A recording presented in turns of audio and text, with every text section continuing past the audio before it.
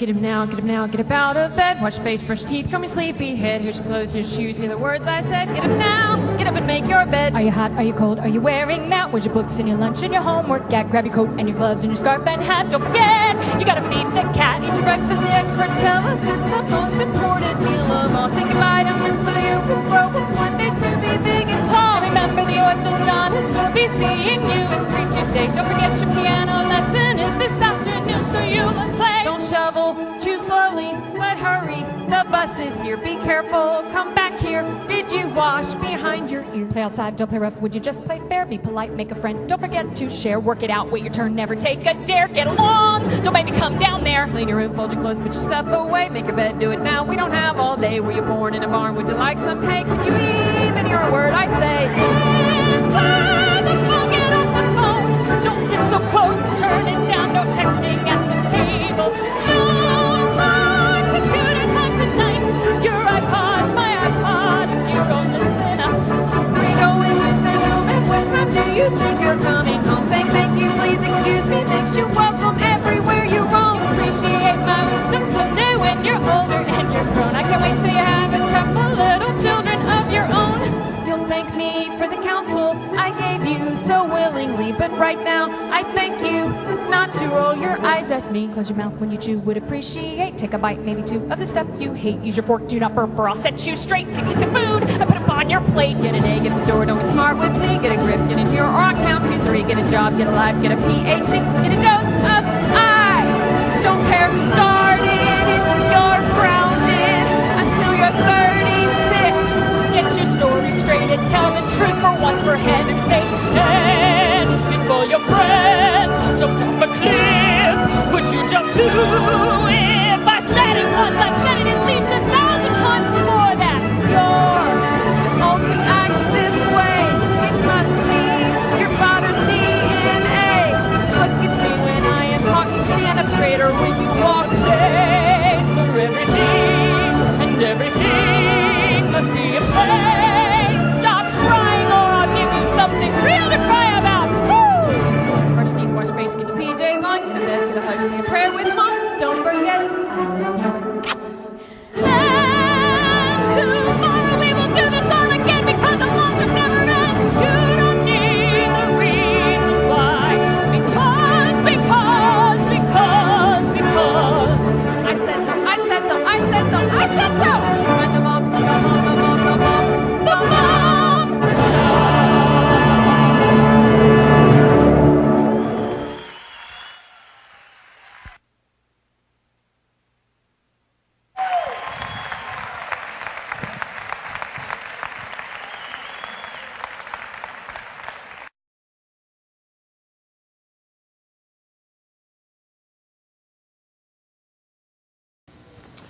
Well, it is Mother's Day, and I was sitting here singing earlier, just realizing how blessed I am to literally get to celebrate Jesus on a weekly basis with my mom, and the many ways that she's not only poured into my life, but poured into the lives of so many of our children.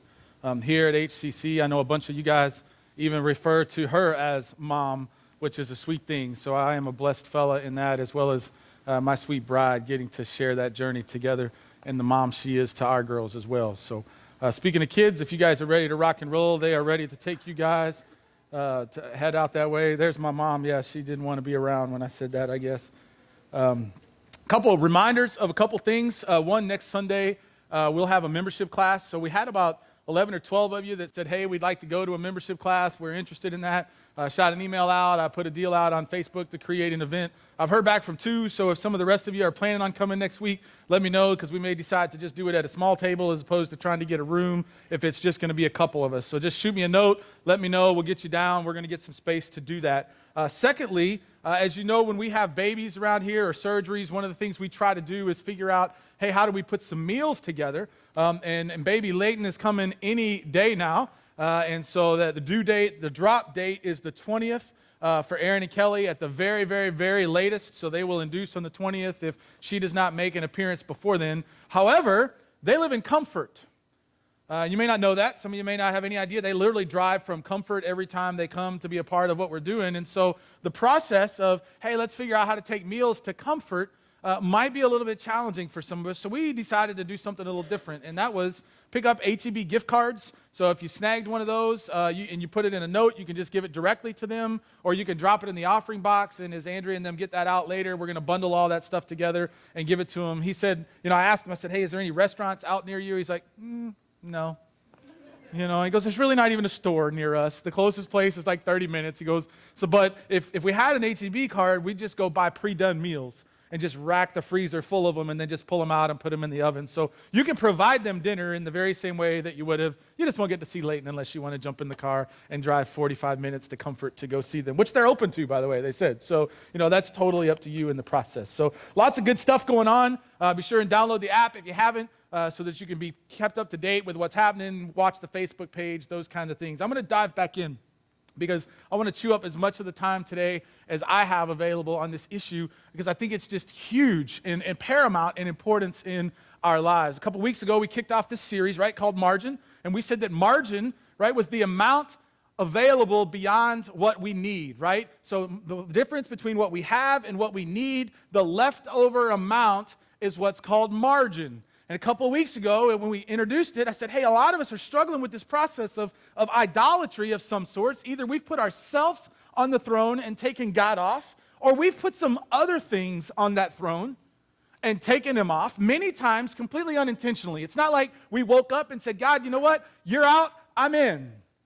But just by the way we run our calendar, the way we spend our money, the way we spend our time, the things that we do, the places we import our energy into, kind of say to God, hey, you know what, I know you're around, but I'm kind of taking you off the throne and I'm putting myself there. And so we battle with this process of idolatry a little bit. And then last week, we talked about scheduling margin, right? And I heard from lots of you this week. It was like, man, I needed that. It's still not easy. It's a work in progress. How do we figure out how to create time in our world, and what does that look like? And we said, hey, we have to be willing to say no to some really, really good things in our lives, so that we have the space in our world to say yes to the absolute very best things that God has for us, and that can be difficult. But normal in our culture is overbooked, overscheduled, overstressed, crazy busy. Ask somebody how they're doing. What's the initial response? Busy.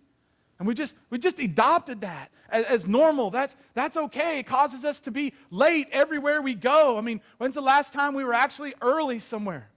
I literally remember growing up, my dad's like, hey, if you're not 15 minutes early, you're late, bro. And some of you are going, amen. Yeah, you grew up in that same world. Me, I'm early all the time. I live in a house full of girls for the last 19 years. Right? It's been a challenge sometimes to figure that out, but we got to figure out how to schedule and create margin when it comes to our space. We said, hey, instead of asking the question, can we, right? What are you doing for dinner Friday night? I don't know. Let me check the schedule and we'll see if we can get together with you guys. Sounds like a perfectly normal response. But instead of asking the question, can we, ask the question, hey, you know what? In light of my current circumstances, in light of our future hopes and dreams that we have for ourselves as a couple, as a family, where we're headed in our career, in light of knowing all of that, is it the wise thing to do to add something else to the calendar? To stop asking the question, can we, and start asking the question, is it wise? Because here's the deal. Even those of us that are believers, that are followers of Jesus, those of us that don't have margin, the two first things to go is that intimate time with God and that intentional time of rest. And biblically speaking, there's no way we can survive, nor was it ever his intention in our journey with Christ to not have those two things as a part of our lives. So those messages are both loaded up to the app. They're both online. Check that out if you want to this week. If you missed one of those right now, flip to Proverbs chapter 21 or dial it in on your phone. We're going to be all over your iPad, however it is you're going to get there. And while you're doing that, let me set the stage today, because today's going to be a lot of fun. We're going to talk about financial margin today.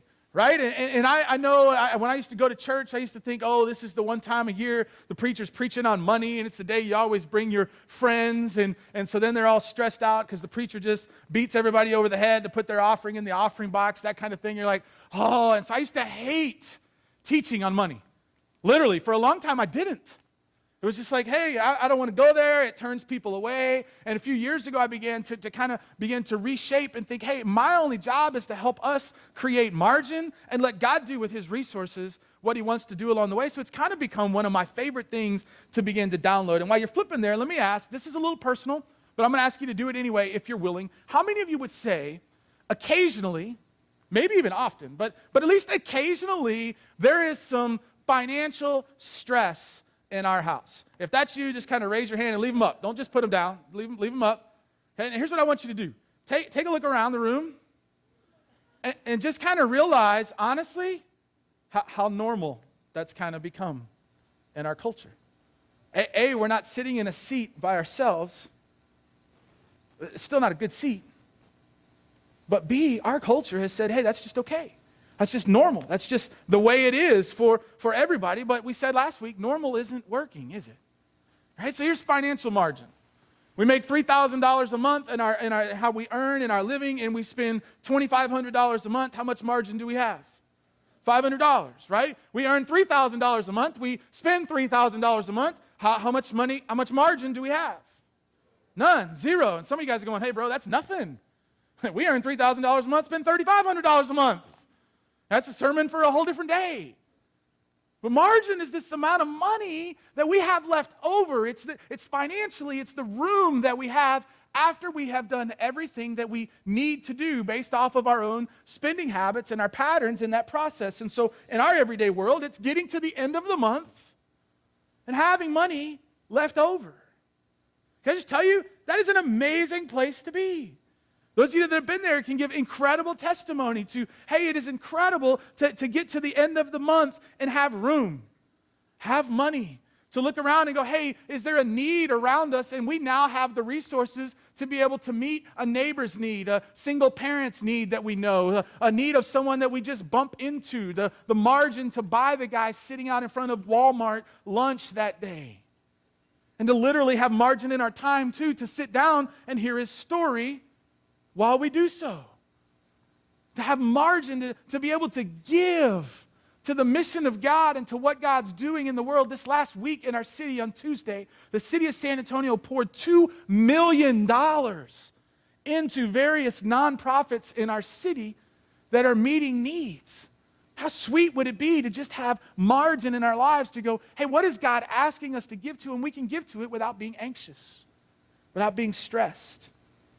Margin might be, if we have financial margin, it might be buying some time margin. Right, here's how, right? Check this out. If I have financial margin, we could hire someone to clean the house and or mow the yard so that now we don't have to do those things. So if I have financial margin in my life and my schedule is kind of tight, I can now use my financial margin to help create some time margin in my life. Right? But we have to figure out margin financially. How do we create it? How do we get to a place where financially we're at rest? We're not anxious. We're not afraid all the time of where we're headed and what's going on in the process. And I don't know what the research tells us. The research tells us that very few of us in our country have financial margin. But I also know what these 66 books tell us. And that is so not God's desire in our lives. It's not his desire for us to have no margin. So let's just start right here in verse 20 in Proverbs chapter 21. It's a great verse to memorize, by the way, if you ever want to memorize one. But here it is, right? In the house of the wise are stores of choice oils and foods. Proverbs 21:20, right? There's stores. There's more than enough. There's left over, right? But a foolish man devours all that he has. So basically he's saying, hey, listen, if we're wise in the house of the wise, there's margin. Right? In the house of the wise, there's more than enough. There's money left over. You could almost take that verse and read out of it and go, okay, in the house of the wise, there's margin. But in the house of the foolish, we live paycheck to paycheck and have no margin anytime. Right? It's right here. It's in Proverbs. It's interesting that the Bible doesn't say in the house of the wealthy, there's margin. The Bible doesn't say in the house of the double income family, because there's two incomes in that household, there's margin.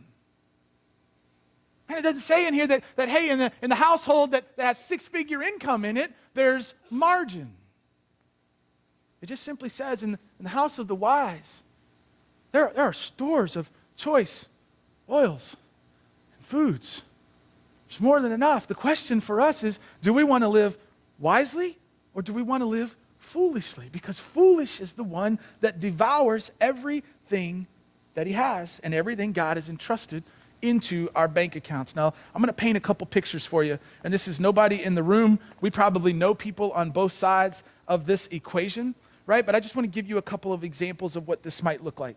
House number one, I go over to their home, and they live like many in our community. It's a gorgeous, beautiful, wonderful home. You're walking up, the yard is incredibly manicured. The flowers are blooming in the pots all over, and it's got big 2-door, double fancy schmancy doors on the front when you go in, and it's gorgeous. You push the doorbell, right, and it doesn't go ding dong. Ding, ding, ding, ding, plays this incredible song. They come to the door, they open the door, and it's this gorgeous, custom flooring, high vaulted ceilings when we go rolling in the door.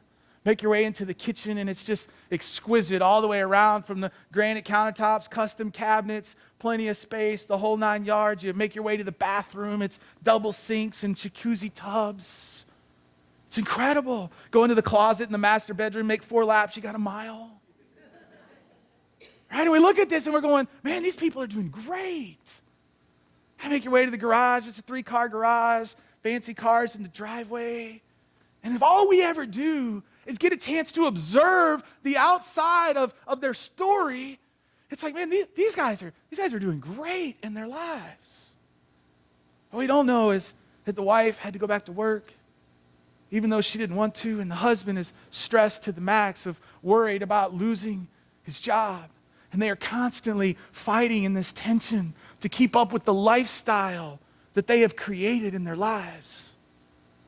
And the real truth of the matter is, if we could ever get past the double doors on the outside and see on the inside, we would discover that not only is there no financial margin in their lives, at the end of the day, none of us really want to live that way. And then there's house number 2. And we go rolling up, and it's a little smaller than house number 1, and the yard's kind of okay. There's yard there, mixed in with some dirt and, grass and maybe a few weeds growing up, and it's all right. And there's flowers. May not be, the best flowers that we've ever seen. The doors, whatever door was on the house when they bought it. Push the doorbell, and it goes, ding dong. Open the door. Ceilings are kind of a normal height, maybe even, depending on where they are in the world, maybe still have the popcorn on top of them, maybe not, maybe that's been pulled off. Make our way into the kitchen. And it's not granite, but it's incredible because the countertops still work just the same. Right? And it's functional, maybe not fancy. Go to the bathroom, and it's a tub, shower combination, one of them. Same deal. Wood floors, maybe not, just kind of normal flooring. Make your way through to the 2-car garage. Both cars in the garage have 100,000 miles on them. And to the untrained eye, we would look at it and go, hey man, they're doing maybe okay, but maybe they're kind of struggling on the inside. But I'm here to tell you, when you go into that house and sit on their paid-for sofa, and you watch their little bit smaller paid-for television, there is a peace in that house that is almost unexplainable, to be completely honest. There's just something different. There's not an anxiousness inside the life of the home, and when you go in, you can feel it all the way around you. You know that there is margin there. And not just financial margin, but most of the time that's just followed right with margin in their schedule and margin in their morals that we're going to talk about next week. But they have figured out, to the untrained eye, we would look over here and go, hey man, these people are doing great. And at the end of the day, they live in a world of tension that none of us desire. And over here, house number 2 is literally intentionally decided to live a simpler lifestyle. They've got margin. They've got peace. Paul was writing to Timothy. Timothy kind of went around with Paul and did ministry. He was kind of his understudy. He was the guy that he was teaching in many cases. And he wrote to Timothy. He said, hey, listen, Timothy, this is going to be huge and important, and I am not going to be around forever, and this is going to be a battle forever, so don't miss this. So in 1 Timothy 6, he says to him, but godliness with contentment is great gain, he says. He doesn't say, hey, you know what, godliness with contentment, it's okay. It's all right. You'll have marginal gain. If you do that, you can almost hear this passion in Paul's voice Timothy. Bro, this is huge. If we can find contentment in godliness, the gain that we experience from that is off the charts. He says, it is great gain, for in verse 7, we brought nothing into this world, and we can take nothing out of it. But if we had food and clothing, we can be content with that. There's family number 2, right? Totally content. Peace that's unexplainable along the way. And then we have family number 1. He goes on in verse 10. In verse 9, people who want to get rich fall into the temptation and the trap, into many foolish and harmful desires that plunge men into ruin and destruction. For the love of money is the root of all kinds of evil. Some people are eager for money and things and stuff and you name it. And they've wandered from their faith, and they have pierced themselves with many, many, many, many griefs. I started trying to think this week, what do some of those griefs look like? What do some of those griefs look like in our world that we allow culture to literally pierce ourselves with? And one of them is debt. And I saw the average American has over $15,000 worth of credit card debt. That doesn't touch a house or a car or anything else. We are seeing debt cause tremendous grief within the lives of families. Right? We're seeing this financial pressure be the number one reason for divorce in the United States of America. It's causing huge grief, not only in the lives of this couple, but now in the lives of these kids forever as they grow up along the way. We're seeing a tension over money to where the truth of the matter is we're unable to enjoy the many, many, many blessings that we have along the way. Because financially, we've put ourselves in a position where we're living a marginless life.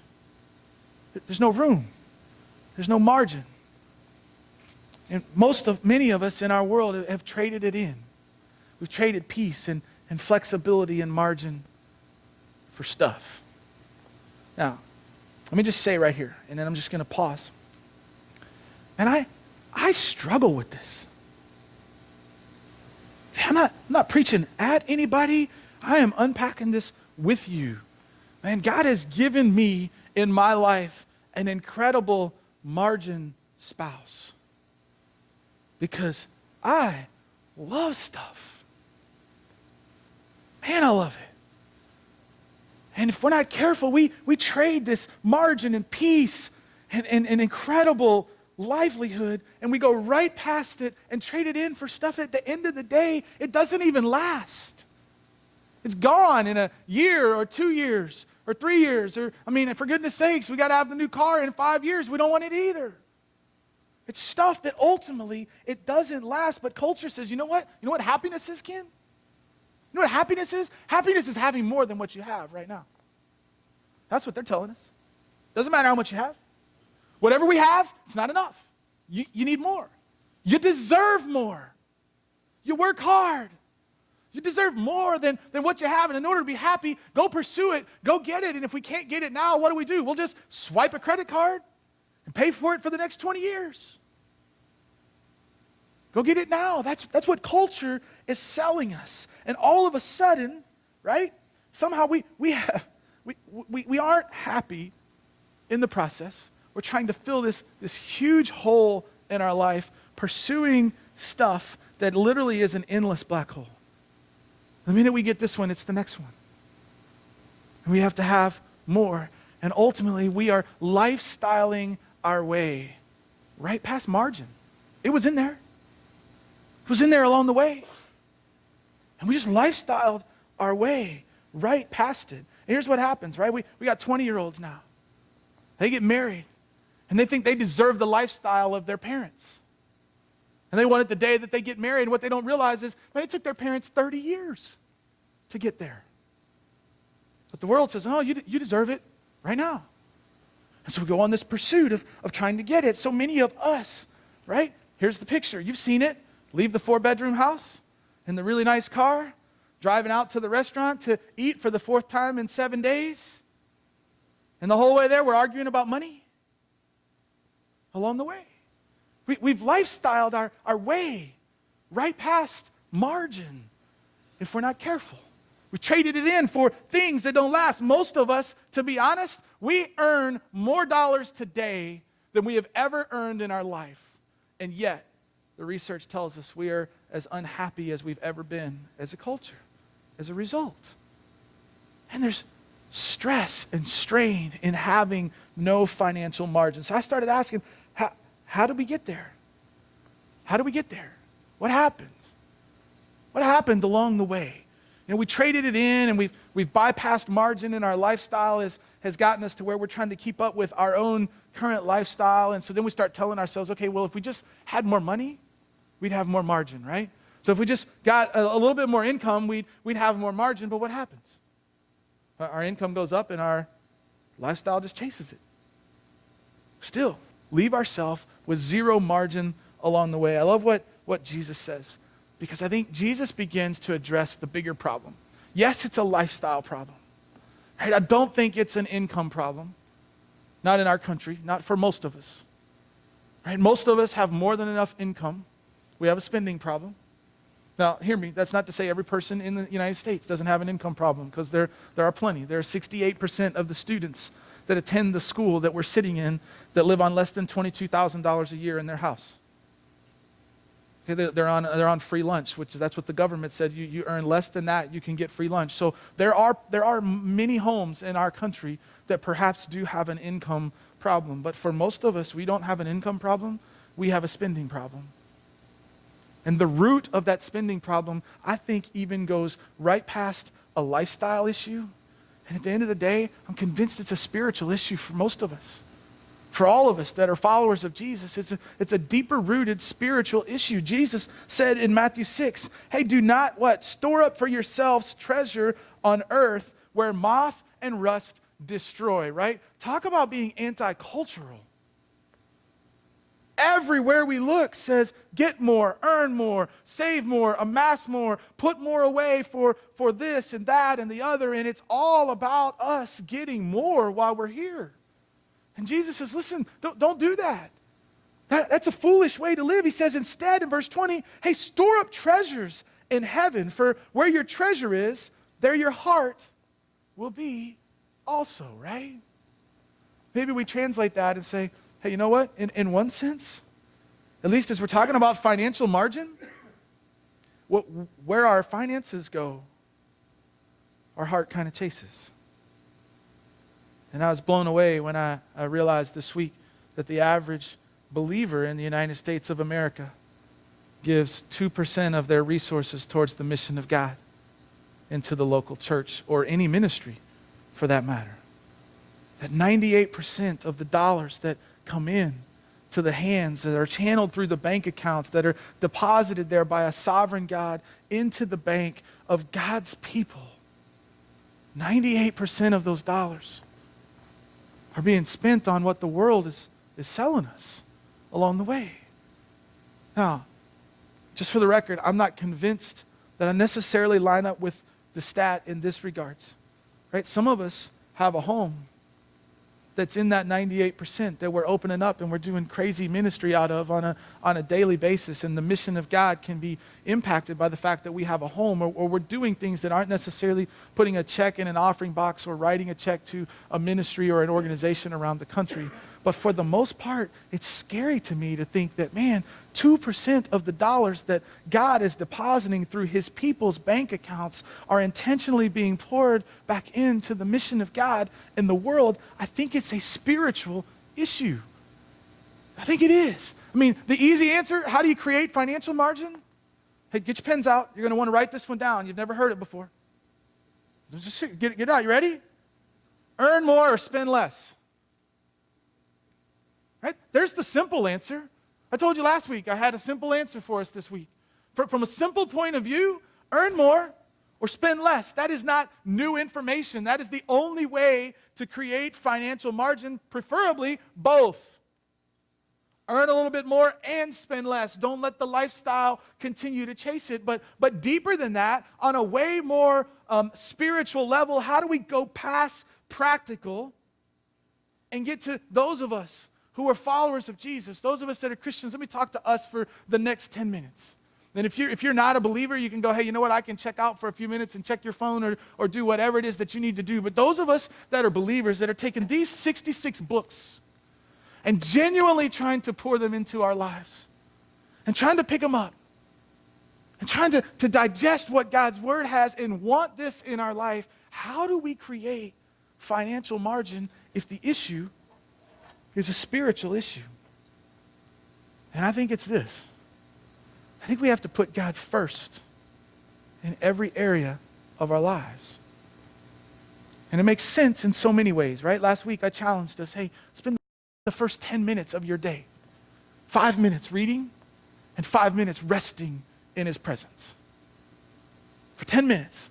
Before you start, take yourself off the throne, put God back on the throne, take our heart, realign it with God's heart, and spend the first 10 minutes of our day. And maybe we had to get up earlier, maybe we could find space before we got going into the other things, but it's like, that makes sense to us.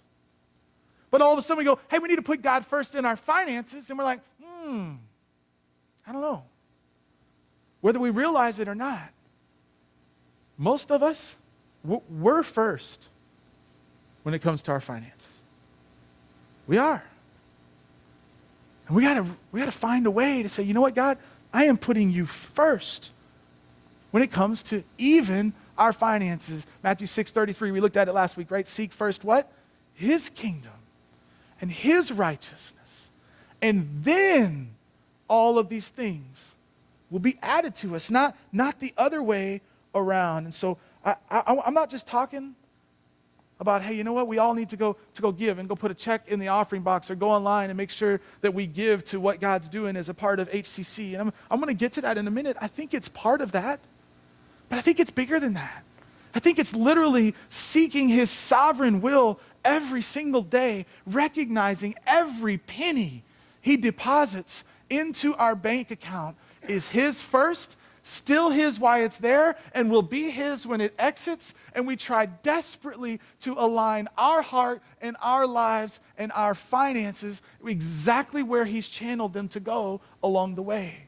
I think it's a spiritual issue that we say, God, it is all yours. And when we align ourselves that way, I think not only is there incredible benefit, but we will find ourselves with margin like we've never had before, financially.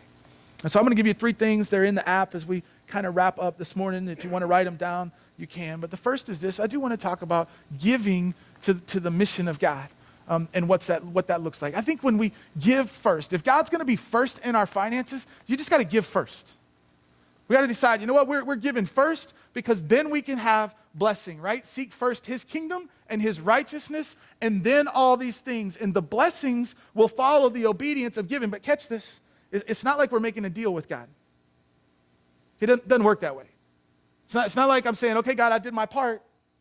You know, now here, you need to ante up and make sure that you make it work. I mean, Malachi in the Old Testament, the prophet told the people of Israel, hey, listen, he says, you are to bring, right, the whole tithe to the storehouse.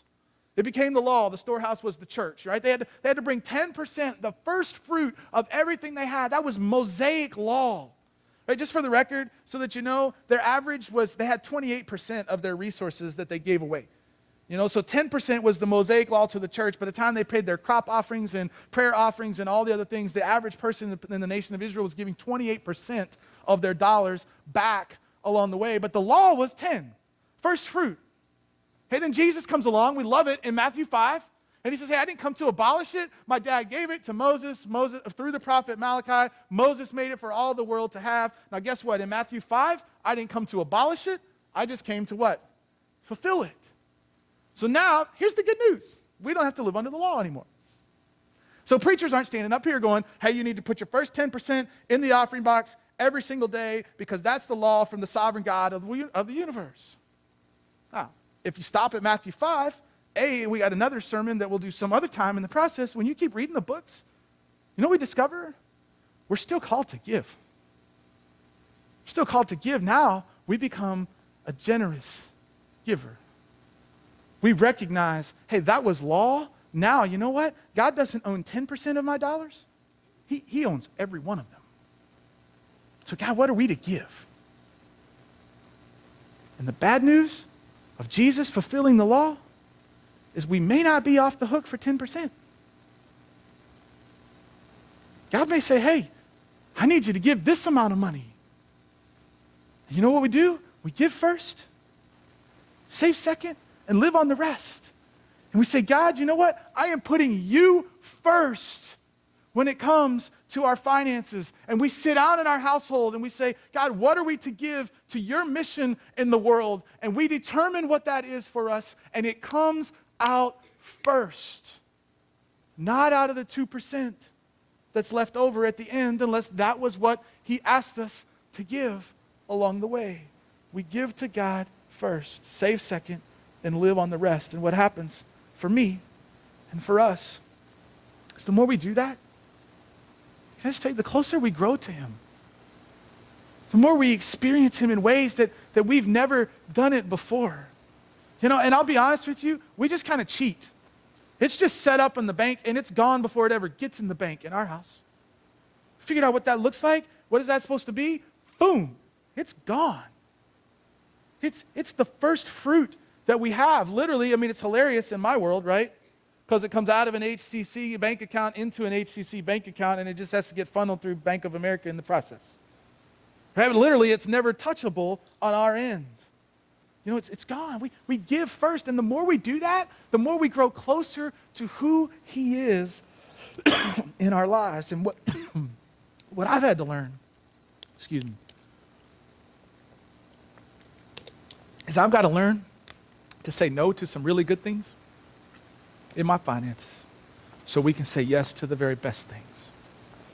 We've got to learn to say no to some really good things, things that culture says we deserve, we want, so that we can have margin for the very best things. And when we do that, here's what's happening in our lives, whether we realize it or not.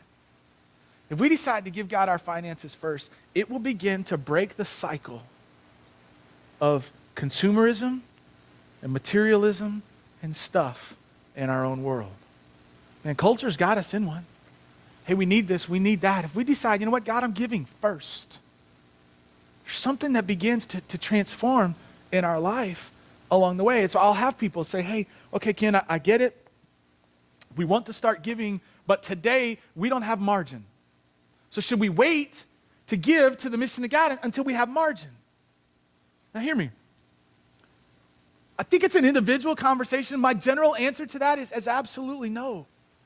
Because it is the cycle that we're in that's created the marginless life to start with. And until we start to give first, we don't have the ability to break this cycle. Now, I think there's some rhythms of what that looks like. Right? If we're living in a house that has no furniture and we're not eating and we're barely able to pay rent, you know, I think we have some bigger issues to figure out how the church can come along and help them. Should they give? Yeah, sure, but maybe it's a nickel. Maybe God says, hey, just start to give so that I can bless along the way. But, I was just in Argentina in October. They're living in a box with a cell phone in their hand and a satellite dish on the side of a box. Literally, not joking. It might be that, yeah, we need to give first.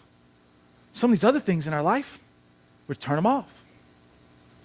And at some point along the way, if God decides that we're to have those back through the blessing of the obedience of giving, then so be it. He'll bring it along the way, but we'll reinstate those things in a rhythm of our life where we have margin along the way. But let's stop living a marginless life and not giving to God first. God, it's yours. It was yours before you deposited it in my bank account.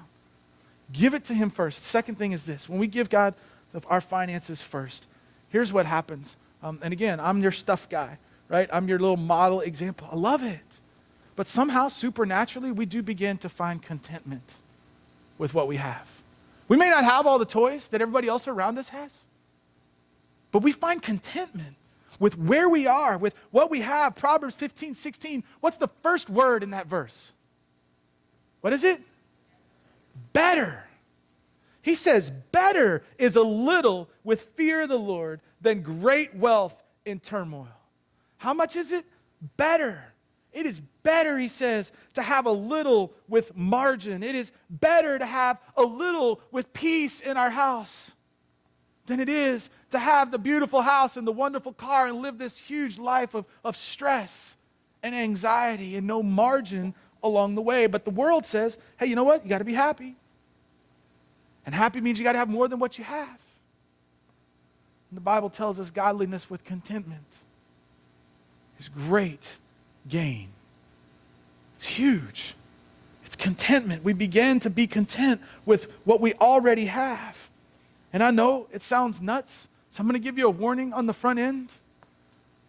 But if we decide to believe what the Bible tells us, and we decide that we want to begin to maybe change our lifestyle in order to create margin, because we now are literally seeing that living a marginless lifestyle is not according to what His Word tells us. And we decide, hey, you know what? Maybe we need to sell our big house and downsize. Can I just tell you up front, people won't understand. You won't be normal. People are going to think you lost your mind. That's okay. We decide, you know what, I'm cutting up the credit cards and we're paying cash for everything or we won't have it. It won't be normal. People around us go, no, you deserve. Man, how come you hadn't got a new car yet? That thing's got 150,000 miles on it. It's barely clinking and falling apart. Man, you guys could get a new car. Man, you deserve something. You got to go to work every day. And we decide, no, I'm good. And we keep holding it together with duct tape. It won't look normal. It won't look normal to the world, but guess what? Normal isn't working, is it? We have to start intentionally saying, you know what? I am creating margin in our lives. Maybe we got to get a little Dave Ramsey tattoo on our shoulder, and he can just, well, no, I shouldn't say that. I'm not a tattoo guy either. So, but you get the idea. Let's go start intentionally carving in margin to our lives. And when we do that, when we say, God, every penny's yours, how do you want me to spend it? We will be filled with contentment with what we already have. And then the last thing is this. As we put God first in our finances, we end up with more of what matters. And we may not have all the bells and whistles, but I can promise you we will have more of what matters. In Proverbs 8:18-19, it says, with me are riches and honor. With me is lasting wealth and success. My fruit is better than fine gold, and my gifts are better than finest silver. Man, He is so much better than the things of the world.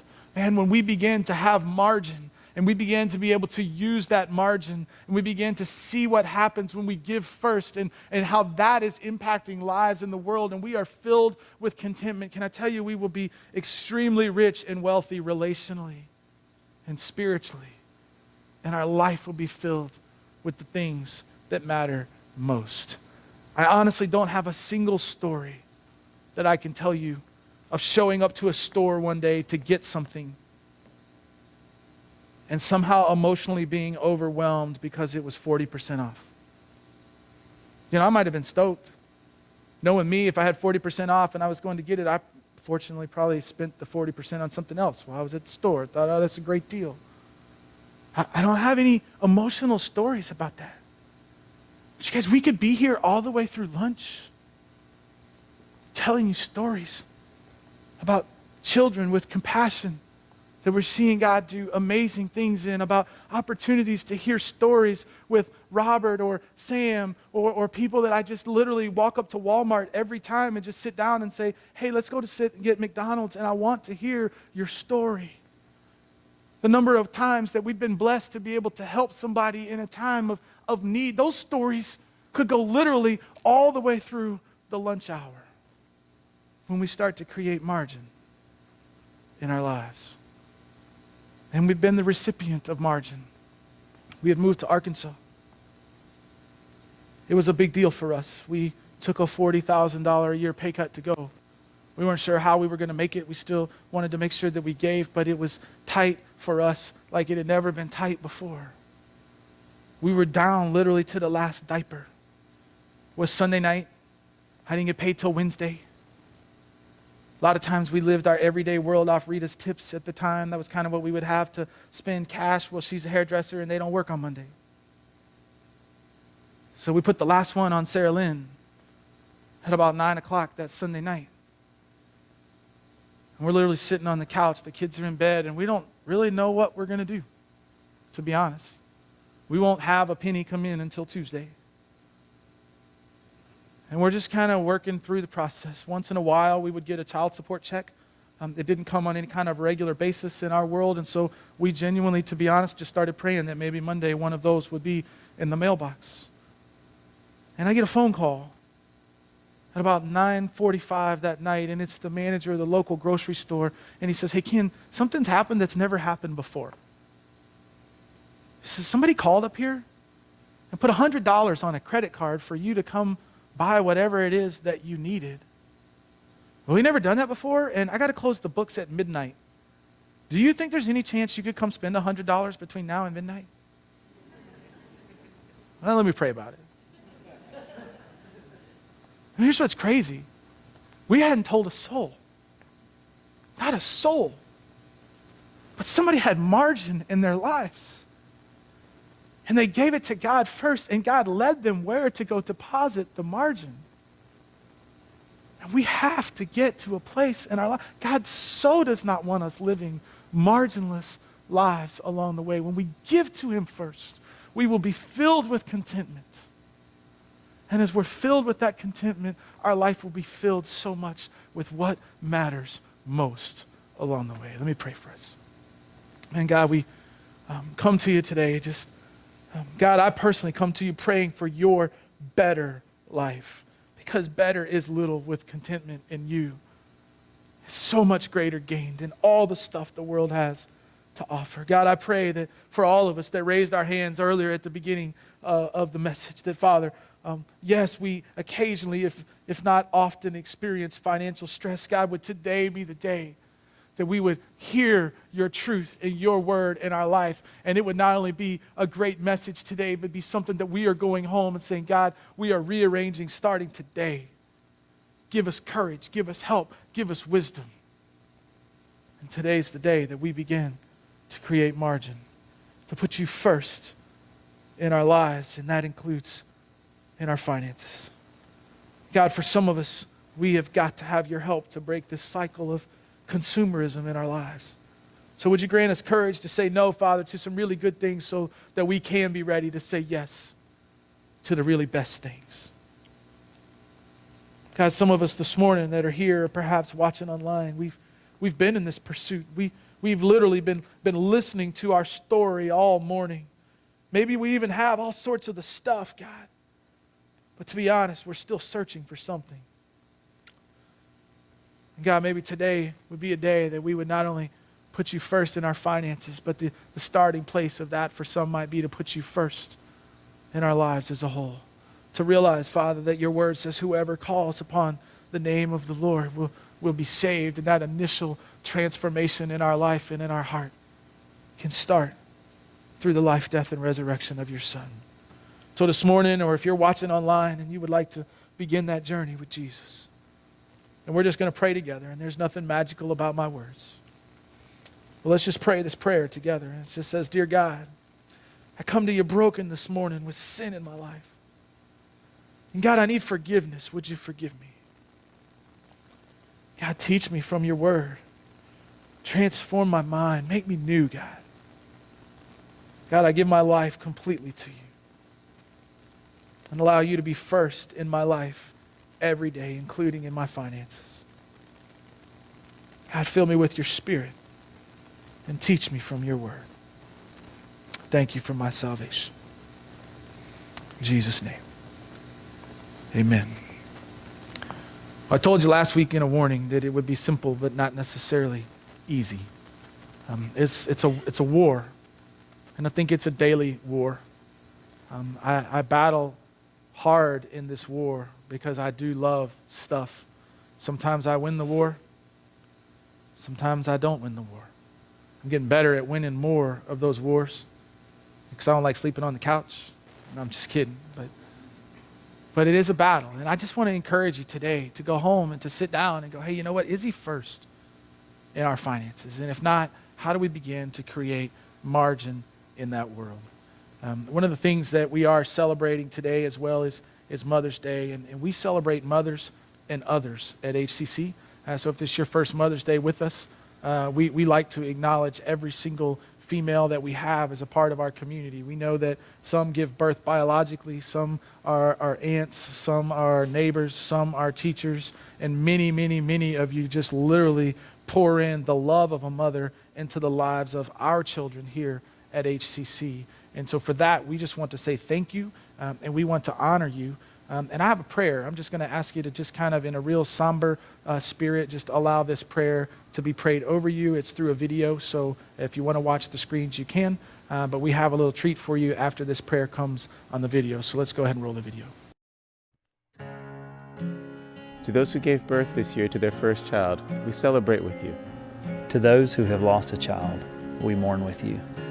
To those who are in the trenches with little ones every day and wear the badge of food stains, we appreciate you. To those who experience loss through miscarriage, failed adoptions, or running away, we mourn with you. To those who walk the hard path of infertility, fraught with pokes, prods, tears, and disappointment, we walk with you. To those single moms who shoulder the responsibility alone, we honor you. To those who are foster moms, mentor moms, and spiritual moms, we need you. To those who have warm and close relationships with your children, we celebrate you. To those who have disappointment, heartache, and distance with your children, we sit with you. To those who have lost their mothers, we grieve with you.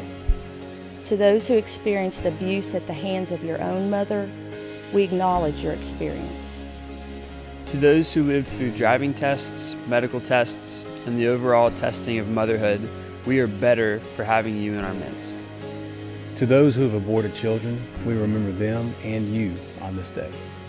To those who are single and long to be married and mothering your own children, we mourn with you that life has not turned out the way that you long for it to be.